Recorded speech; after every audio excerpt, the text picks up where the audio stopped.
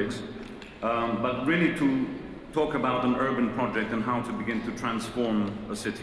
Okay, that's the idea about it. I don't know if some of you were at the discussions at the forum yesterday. Some of these big themes of what mayors and what politicians can do to cities came up. You heard from Enrique Peñalosa the amazing power of being able to change a city like Bogota. I've actually been there. I've gone on a bicycle with him and seen people stop him on the street and say, "It's amazing what you did, Mr. Mayor."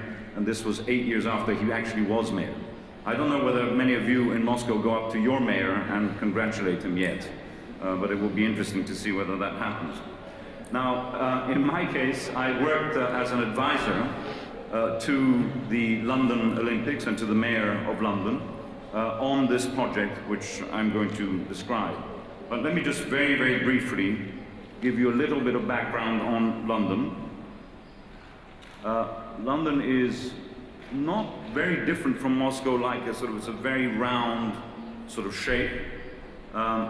It has a river going right through it, the River Thames, and it has, again, I was talking about this yesterday, it has a containment boundary.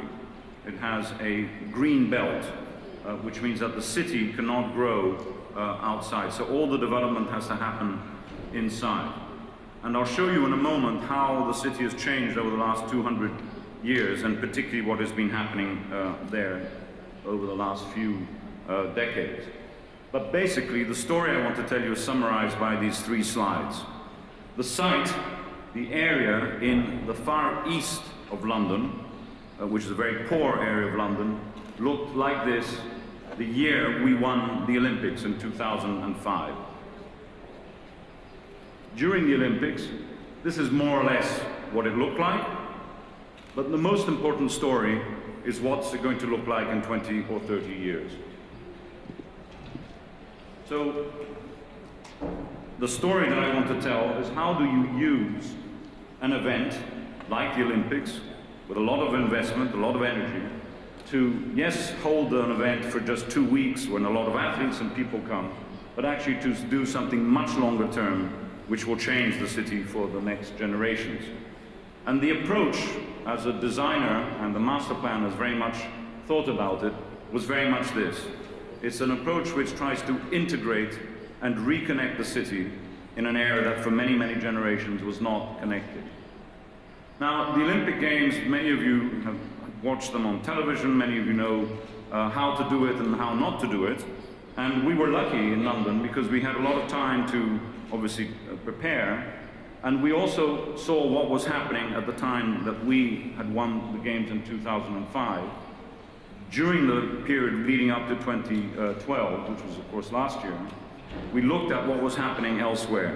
And for us it was very clear, we did not want to try and do what Beijing did, because they had much more money and they needed to do something different. They needed to build a lot of great new buildings, a great stadium, of course by Herzog and Demeron and other buildings.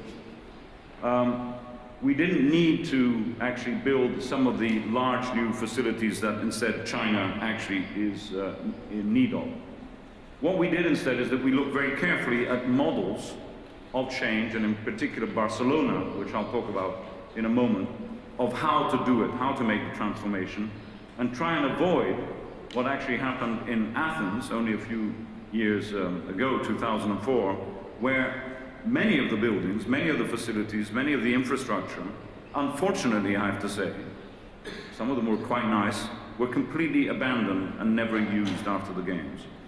This is a stadium for Taekwondo, the sport, never used ever after the Games because no one else plays or does Taekwondo in Athens. So what a waste of energy and waste of resources. And it's interesting because I've been working with my group at the London School of Economics in Rio de Janeiro this year, where of course they have different problems and they're facing the great opportunity of transforming a city like Rio, which has devastatingly different problems in terms of poverty and inequality, very much like the ones Enrique was talking about in Bogota. And they hope that the Olympic Games can actually try and change that. Barcelona, I just want to show you 2 slides of a before and after. This was the area along the actually very, very beautiful seafront over here, which was an ex-industrial area, manufacturing, which had really closed down in the 1960s and 70s. And what actually happened is that the Olympic Village and the Olympic Games, which is this whole area here, including the towers and the port, basically was able to bring the city back to the sea. So it actually created a wonderful new environment, but reconnecting old parts, a bit like that image I showed you of the zip in the middle of the city. That's actually what this piece of waterfront, which was basically only used for industry, is now like. And just very interesting to look at some of the statistics of what actually happened in terms of putting Barcelona on the map, and many more people actually going to visit the city, enjoying it, and remembering it because of the Olympic Games. But let me go back to London and talk about how we approached it and what the ideas were behind our strategy. One of the key things in London, again, I was talking about this yesterday, and I understand that it's a bit similar here in Moscow, is that there is an east side, which is not so wealthy, not so well off, not so well serviced as the west side. I think it's slightly similar here, but I'm not so sure. And when we won the games in 2005, there were 7 years left, there was a lot of concentration of how could we use this event, as I said already before, to actually rebalance the city over time. That's the site which I've described. But the idea was to put as many of the new facilities over here in one of the most difficult parts of the city, in an area called Stratford, which I'll describe in greater detail in a moment. There were, of course, other events in other parts of the city around, but most of the new facilities were located in this part of East London.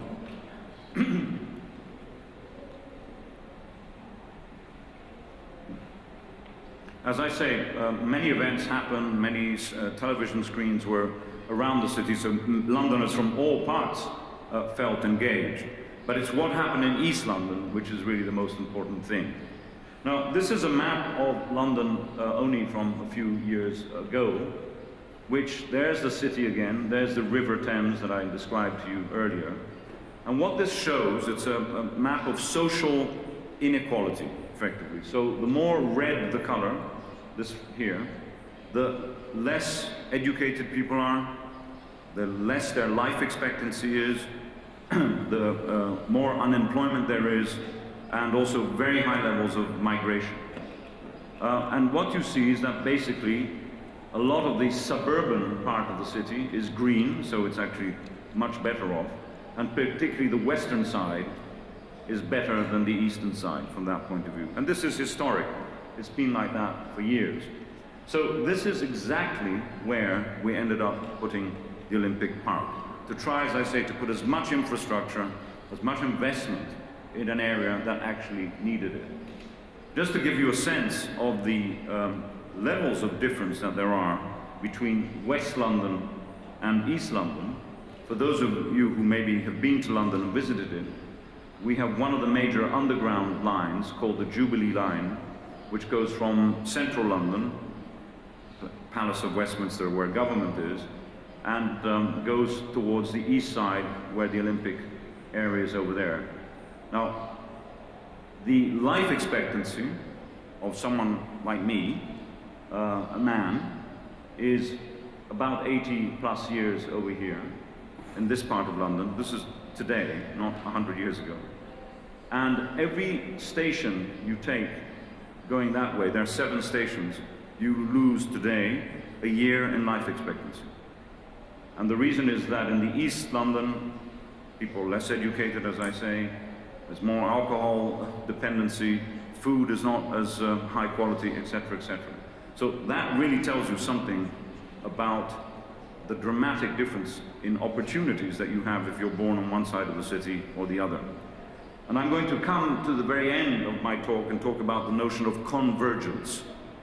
The whole idea behind the Olympic Games was to create convergence in London. And what that means is to create equal opportunity, very much what Peñalosa was talking about before, but at a different scale. so that wherever you happen to be born in London, you have equal opportunity to be educated, live a better life, and have better health. And today, that is not the case. So it's interesting that the mayor and the politicians actually took this as their major objective. Now, I described to you a moment ago, just like in Barcelona, just like parts of Moscow, of course, that London in the east was where the traditional sort of working port of the area was. And only about 20 years ago, all these areas, 30 years ago, I'm sorry, all these areas completely were closed down. Some of these areas were redeveloped in this way. This is our second biggest financial center called Canary Wharf. And you could say many good things about this. It's where 100,000 jobs have been created. But the one thing this failed to do, even though it was conceived 20, 30 years ago, therefore quite recently, the one thing it failed to do, and you can see it from this picture, is in any way connect to the areas to the right or to the left. It literally is like a fort, like a completely separate piece of city where only people who go to work there and a very few people who live there actually have access to, quite literally. It's an island in the middle of a sea of urbanity. And there's lots more of this land which surrounds the area. I was showing you Canary Wharf, which is over there. You just have to keep on going east and you see how much available new land there is. And the Olympic site is roughly over there, which I'm going to come back to. So it's a piece of a jigsaw. That's what I'm trying to explain here. The Olympic project is part of a bigger picture of how London is transforming. And when I worked with Richard Rogers, the architect, as advisor to the Mayor of London, Ken Livingstone, this was the idea, basically, of how to create a series of well-connected centers as you go east and out towards the River Thames. And the Olympic project is one of those centers. In fact, this shows very well the themes that I've been talking about. The River Thames, London's periphery. The white area here is the green belt, where you can't actually build anything. And this is a long sort of green, very beautiful corridor where there are a lot of water reservoirs and natural routes, cycleways and everything else. And these water and canals which connect to the River Thames over here. Now, London, like Moscow, in fact, is growing, not as fast as Moscow, but quite fast after many years where there was no growth. And because you saw from those pictures, most of the available land is on this side, London is slowly moving east. Effectively, most of the new housing, most of the new offices are going in that direction. And the other very important thing about this area where the Olympics was sited over there at a place called Stratford, which I've mentioned, is that it's also incredibly well connected through public transport. There are major routes linking to the airports, east and west, north and south, and also about 5 or 6 different underground lines that take you very, very quickly into the heart of the city. Now, yesterday we were talking with some of the people on the panel about the conflicts that happen in cities between the private sector and the public sector. Neoliberal attitudes are very prevalent in your city, as they are in my city, where the market, the property developer, wants to make money out of land. And the question becomes, how do you do that without actually ruining the city or creating that sort of exclusive area that I showed you in Canary Wharf a few moments ago? And very interestingly, this site, where the Olympics is now being built, had been looked at by some developers several years before the Games, in fact in 2002, in 2002 you can see there, and had decided to make a very large investment of housing around these canals and other networks. So when we in fact won the Olympic Games, it was joining forces with the private sector who were already investing in this area and were already building a very large shopping center called Westfield, which was going to contribute to the economy of the area. The site, which we'll look at in a moment in more detail, is actually very, very big. For those of you who know central London, it goes from the river all the way to a place called King's Cross Station where trains arrive from continental Europe. And this is what it actually looked like from the air in 2005. What is important about this slide is that you can see that the site, which is roughly speaking that, 200 hectares, is very, very cut off from the surroundings. In 2005 was basically used by some old factories, some storage facilities, for example, for McDonald's, and some deposits for things like fridges and domestic equipment that you don't need and need to throw away. So it was very much like a dump yard for London. And in this vast area over here, there was only one road, literally one, which actually crossed the site. So that obviously sets up one of the sort of major problems of how to reconnect this part of the city that was cut off, and I'll show you how that was done. The other thing, I showed you on the map that there was that green corridor coming all the way from the north of the city and where there are water reservoirs. It brings the canals, actually quite beautiful, all the way down to the river, but also it brings electricity through these electricity pylons. Now that's very important for keeping the lights on in London, but terrible in terms of environmental issues.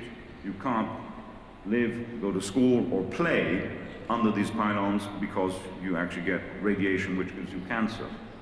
So one of the great benefits of having public money to spend on an area like this is that the first $500 million were actually spent on taking all these pylons and putting the electrical cables underground. This is an incredibly expensive thing to do, but actually was the first important move to make the site possible to become a place where 15, 20, 30,000 will end up living. It's an area which is very typical of London, I mentioned before, of migrant communities, very rich in terms of their ethnic cultures, street life and everything else, but really quite low level in terms of their income. This is what the site looked like, a big rubbish dump. In the background you can see the Canary Wharf Towers, which you saw from before. And what happened as a first move is that the government bought the land and developed the master plan, which I'm going to describe to you. Now, the whole strategy of the Olympics is really summarized by this diagram. The event, of course, for the 2 weeks, has to be closed. You have to pay a ticket, a very expensive ticket, and it's completely sealed. It's completely cut off unless you happen to go there. Our approach was to say, how do you turn something like that into something like that? And I will try and describe that. The first part of the money, as I described, was dismantling these electricity pylons and putting them underground. That's why these things cost $500 million. Incredibly expensive to do that. And in one day, they actually turned the electricity from up there to underground. It was quite a dramatic moment. Even my fridges from my home in London, I think, ended up here when I didn't need them. Now, imagine what effect this does in terms of pollution on the ground with oil and other things. So, again, a lot of the money at the beginning of the project was used to clean the soil so that you didn't have the contamination that would have been there. So this is an operation about stitching, about connecting, about cleaning up, and about giving to London in the east something that they never had before, which was a beautiful park, new housing, and other infrastructure. Now, as I said before, there actually are some extraordinarily pretty, beautiful elements. And I think any good master planner, any good architect, needs to work with the DNA of the place, needs to actually capture what is there. So what I'm going to do is show you now how the master plan was evolved in a very sort of simple way, and then show you some images of the site and the project. So again, more or less, this is the big site that I was showing you in aerial photographs before. I said with that aerial picture that nearly everywhere the site was cut off from the surroundings by motorways, by railways, by bridges, high-level viaducts, very, very cut off. And right through the middle, is a big high-speed railway which connects to Paris, to Brussels, to the center of London. So the infrastructure is very heavy and very segregated. But I mentioned before that there is this beautiful system of waterways and parks coming down to the river, which is down at the bottom. And there's a very, very rich community, very lively community on all sides of this site. So the land was bought by the government. The transport actually infrastructure is really very good, as I said already. It didn't need much more. And the first thing that was done was recognize the fact that there is water. There's already quite a lot of green. Why not make a park with water right at the center? Make that the sort of major urban feature of this new neighborhood which was being created. So that was really the first thing. The second one was to reconnect it to the surrounding. And in fact, where there was one, there are now 37 different access points. And I'll show you in images what they actually look like. 37 different bridges, connections, taking pedestrians, taking cars, cycleways to the surroundings so that this could become a real piece of city. And then the natural thing to do is, where you have good transport, put places that create jobs, and also put the housing as close as possible so that no one here needs to actually use a car to get to work. No one. The games, you were not allowed to go there by car. If you can imagine that in Moscow, it's a bit complicated to even imagine that that is possible. But literally every single person, and there were about 1 million to 2 million actually going through the 4 weeks, which included the Paralympic Games, could only go by public transport to the site. That's very important to also create the future sense of, if you're going to live here, you remember the fact, your kids remember the fact that that was the place that you can get to in 11 minutes from the center of London by public transport. So that's a very significant element of trying to integrate these things. When I was saying yesterday on the panel, you know, that we can act as models in London, in Moscow, to other cities, these sorts of decisions make a difference to other cities in the world. You know, if London could do it, if Moscow can do it, why can't we? And I think that was an important element. So I've talked about the key factors which determine the shape and the connections and the basic principles of the scheme. And then we come to the Olympics events and sports venues themselves. Now, many of you know that some of the sports events during the Olympic Games are not particularly long-term. For example, water polo is one of the major events. Now, in London, with our climate, not unlike here, you have good summers. We don't even have good summers. Water polo doesn't make any sense. So there's no point to keep a water polo stadium. We don't play basketball in the UK. We're too short. The Americans and others are much better, as you are in this country. So there's certain sports that we just don't play, and there's no point in keeping. So the idea was to have some permanent facilities, which London actually needed, such as the swimming complex and a cycle facility. But all the other venues were actually temporary, so they could be taken away after the games. In fact, that's what's happening right now. Now, the important thing to remember now, and I'm going to go back to this, is that once the site has been cleaned, once the new infrastructure and the roads have been placed, once new energy systems have been actually provided, you have wonderful opportunities for new sites for housing and other development.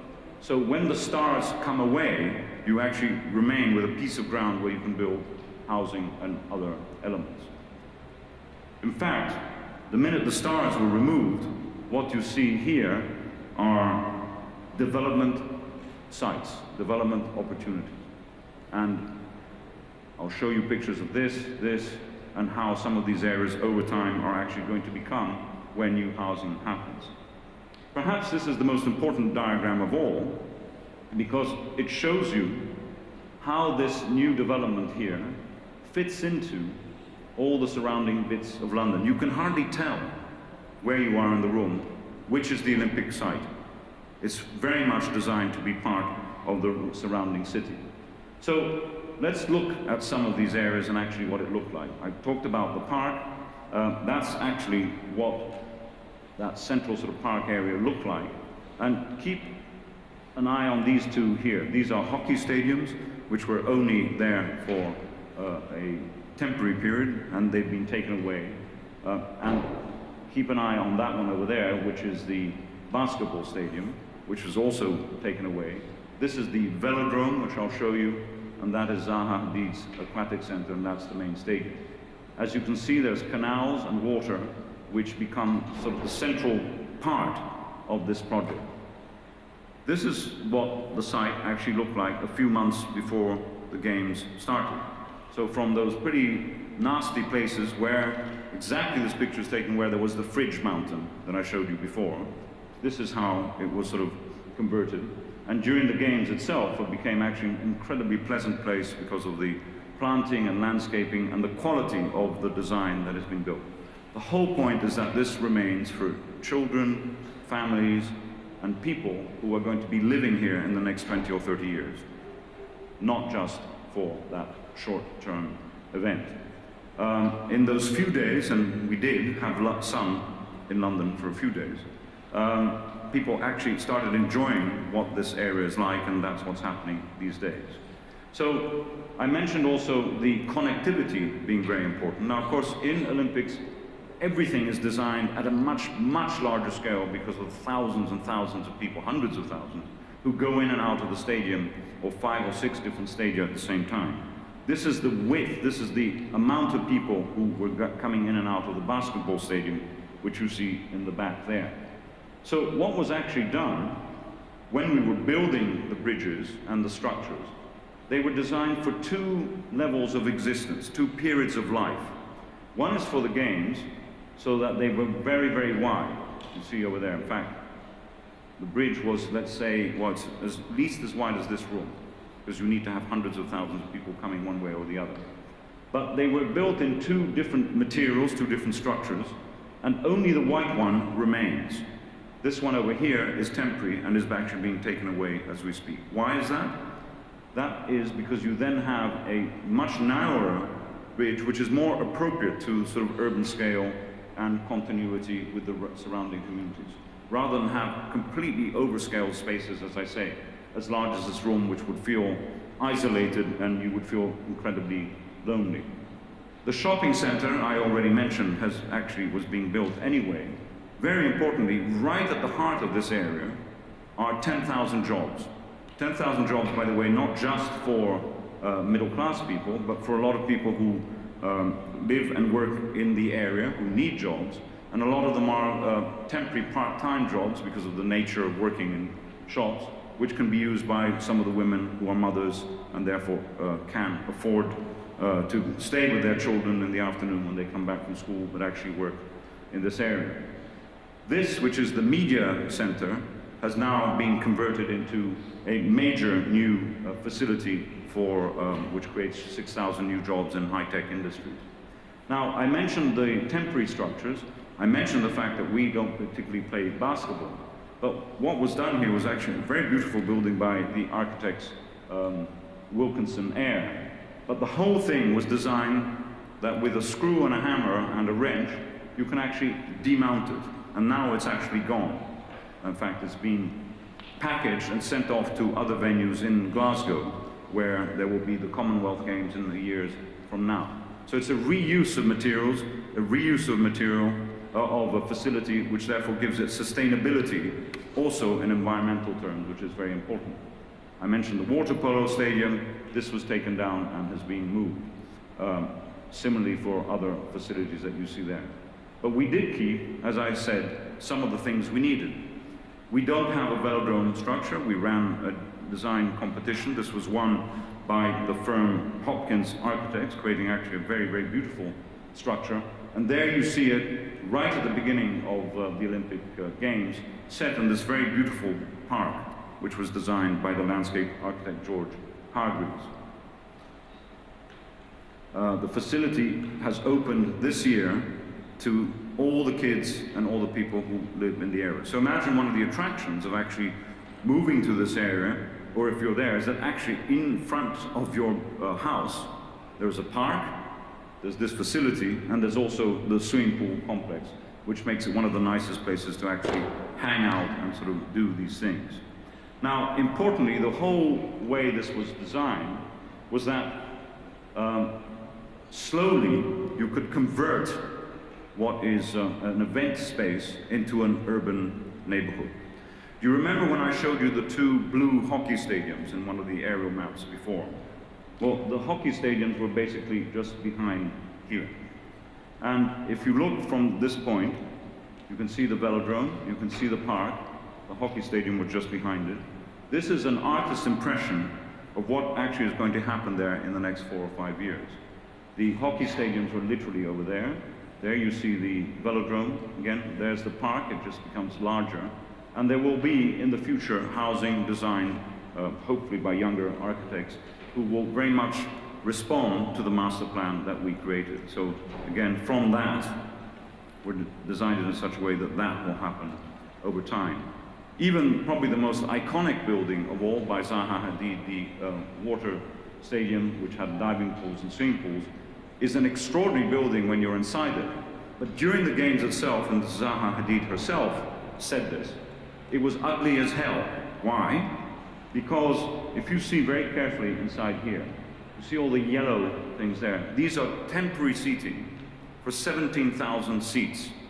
Now, no normal family would like to be taking their kids in a swimming pool with 16,950 empty seats left and right. Okay, that's it. So the idea was to actually design it in such a way that after the games, these lateral wings could actually be removed. There they are, the lateral wings over there. And the really great quality of this beautiful space designed like a sort of dolphin remains what it is. And in fact, what's happening today is that it's being restored to this image of actually what Zaha Hadid had in mind. No lateral wings, but these great windows overlooking the park. And I went to see it the other day, and it is incredibly beautiful. By the way, I think we did some things well, and we did some things badly. And I think that this structure by the great artist Anish Kapoor is probably one of the less exciting things. And of course, when one comes to Moscow and sees the city of the Tatlin Tower and other great vertical monuments that you have here, we wonder why we went to this sort of contorted Eiffel Tower. So, talking about change, talking about how this is beginning to become a piece of city, one needs to stand back and look at the shape of the streets, the shape of the connections, and, as I say, the scale of those vast public spaces that you saw over here. What is actually going to be happening in the future so that it doesn't feel like an empty, isolated, windswept space, particularly when the climate is unpleasant? Well, in that sort of lower area of the site, more parks and infrastructure are being designed, and this is what will happen there in the next few years. Around the orbit, as it's called, there's a plan which is being put in place now to create all this sort of landscaping. And there is the bridge in its reduced state that I showed you before, rather than the vast, oversized one that you see there. So let's just look at what is there today and what it actually feels like. The first housing neighborhood, the first community is actually moving in to live in what was the Olympic Village literally this month. It's actually quite an interesting and exciting moment. The Olympic Village was built here, next to the railway station and the shopping center, which is over there. And it's basically 17 very large courtyard blocks. This is what they look like. I think the architecture is okay. Some landscape spaces in the middle, which are actually very elegant. And this is what the streets and the public spaces actually look like when the athletes were living there. What is interesting is that all these apartments were designed just for athletes.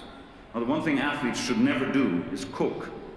Very dangerous to get a large sort of wrestler or basketball player to cook a meal. The whole place would be burnt down within minutes. So none of the apartments were designed with kitchens in them, but they had extra bedrooms where the kitchen is. So all the apartments are now being retrofitted, and the extra bedroom turned into a kitchen. But that's what it was like at the time. I think a very reasonable place.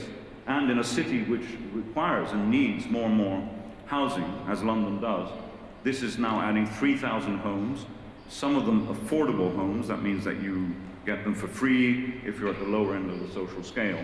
And it's more or less a 50-50 split between private housing and what we call affordable housing. So what you begin to see is this neighborhood beginning to emerge. That is actually the shopping center over there. I think one of the ugliest buildings in London, but there's nothing that can prove to anybody that you can make a shopping center look good. That's the Olympic Village in its first phase. As I told you, that's the basketball stadium and the velodrome. So what is actually happening in this site is the following image. The competition was held, a design team was involved, and what is happening is where the basketball stadium is, all these different types of houses, actually much lower scale and less density than the Olympic Village, but continuing all the streets and all the routes, looking out over the park here, is actually what's being constructed as we speak.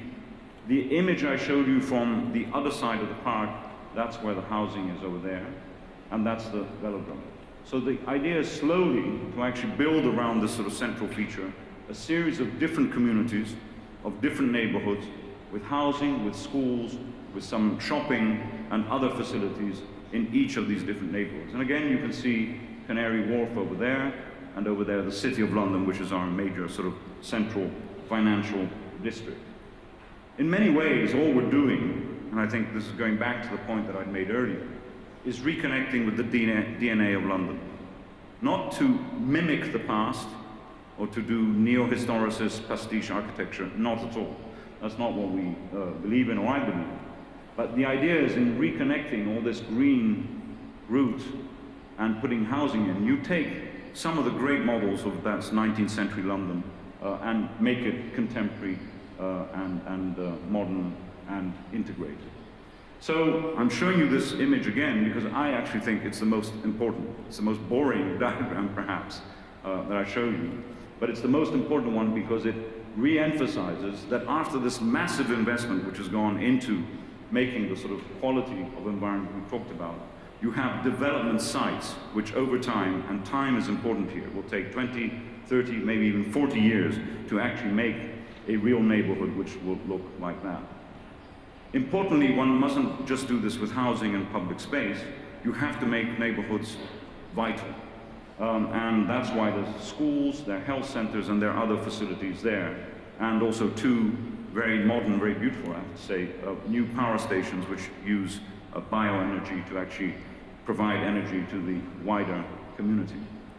I mentioned at the beginning the word convergence. Behind this physical project is a very social project.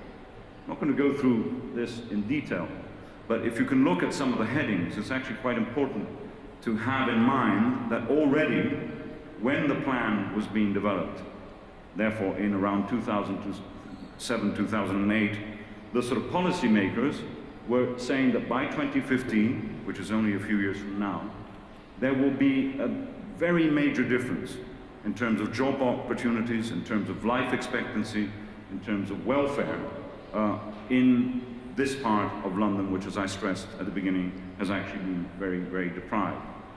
And I want to conclude, really, in having told you the story with three very simple maps. In London, we have a map called the A to Z. The A to Z shows London as it is. It's how you find your address. The yellow are the streets, the white is sort of the background.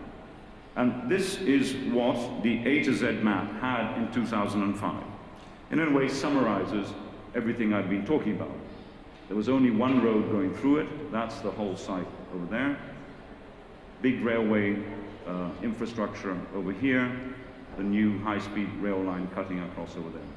And you can see that it's basically an empty hole in the middle of the city. This is what the games were like. This is actually some of the facilities that I already talked about, the main stadium, the aquatic center, the velodrome, etc. And you can begin to see how, wherever possible, connections were being made already at that point for 2012. But by far, the most important image is this one, which basically, particularly where you're sitting, quite far from this image at the back, looks like any other rather messy place of London. And that's actually by design. In other words, the typology, the architectural approach, the urban form has been intentionally thought about in such a way that it doesn't necessarily feel as if it's something completely new which is imposed from above. It's very much an attempt to integrate, as I say, not just with the physical fabric, but with the social fabric of what is actually around it. So in that way, I hope you can see how this whole approach in London has started from a physical plan to actually create an event for the 2 weeks in the summer that it was held, but far more importantly, looks forward to 2025, 2030 to create literally a sustainable piece of city for many, many different generations of Londoners. Thank you very much.